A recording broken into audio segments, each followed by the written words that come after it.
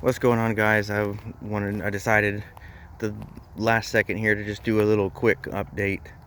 um, I haven't actually shown the gardens in a while, but as you can see, we have blankets and sheets and stuff all over it because it is going to, we have a frost advisory for tonight, so I'm covering as best as I can.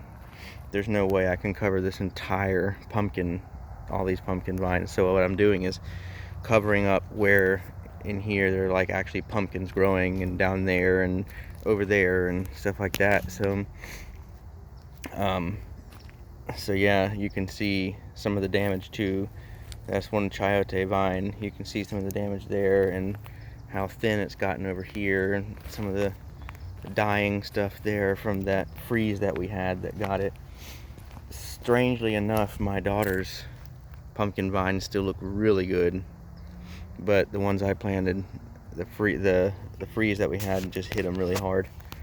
So underneath here, I covered up the longevity spinach because it doesn't like the frost. Here's some kale. It's not really doing well, but it's growing, and it does not mind the frost. And then we have out here, here's a gift my wife got me for Christmas. This tripod with a rainbird style sprinkler on top, so I can get more coverage with the sprinkler. But you can see where I've wrapped the base of some of these trees out here, just so, I think this is more so for if it has a freeze, you're protecting the roots and keeping them insulated.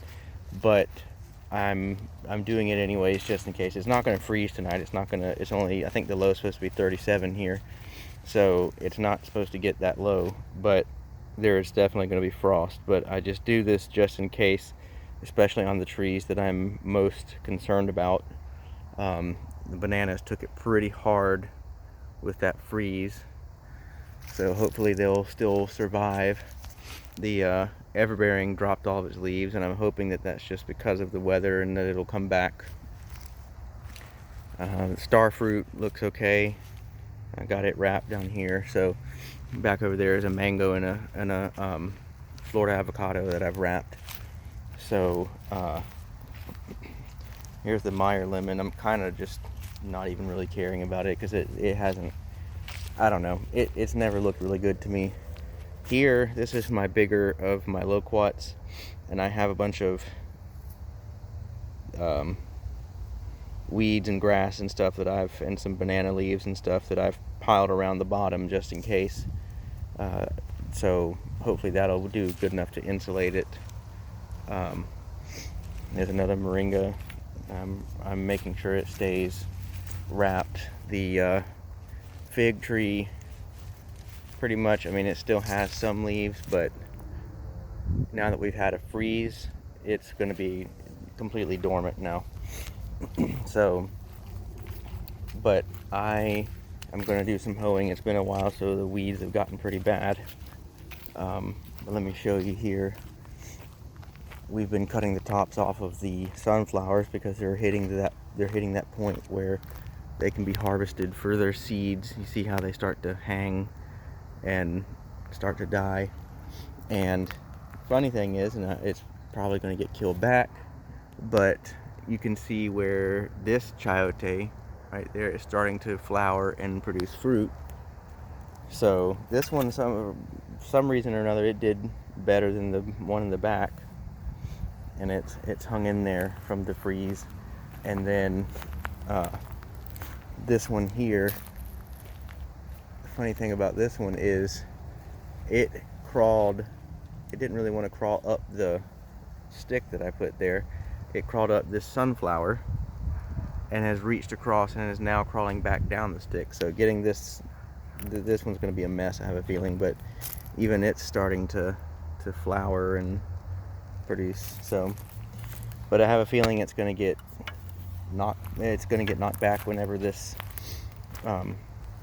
frost happens. But you see how it starts, you can tell behind the flower especially, it starts to turn yellow and die and stuff, and we've cut the heads off some of them, and you harvest the seeds out of the middle.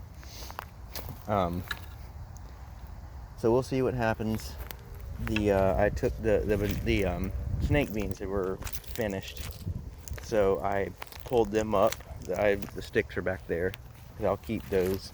Even though I want to build some nice trellises, I'll still keep those. But see what I'm saying? The weeds are starting to take over again. You'd think that a freeze would kind of help that, but a little bit it does, but not really. And surprisingly, these tomatoes have hung on, and they are putting on tomatoes. These are little yellow pear tomatoes. Now, after this frost, I don't know, and I don't have enough blankets to cover this, so I'm hoping that I will cover my tomato plant that I have up in the in my little wicking bed thing. So hopefully at least one of these tomato plants will survive. But this thing survived a freeze and doesn't really look all that worse for the wear. So I imagine it will survive another frost. But it's got several tomatoes coming up.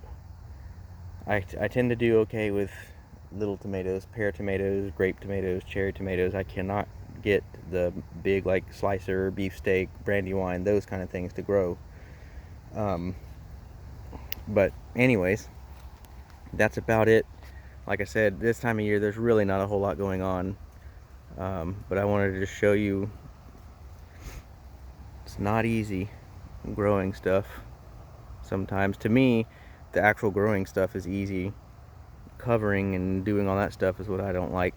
But we got enough pumpkins up, we don't want to lose them, so we're trying to hang on because some of them are starting to turn.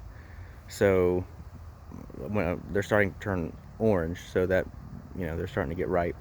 Don't want to lose them if we can help it. But you can see the onions, the green onions, or I mean, excuse me, the chives, they're doing all right. They don't really care about the cold weather. But anyways, I'm going to do some hoeing, and then I'm going to go inside because it's cold and I hate the cold weather. And then I'll upload this, and yeah. I appreciate you watching. Please like, comment, subscribe, share, and I will catch you all later.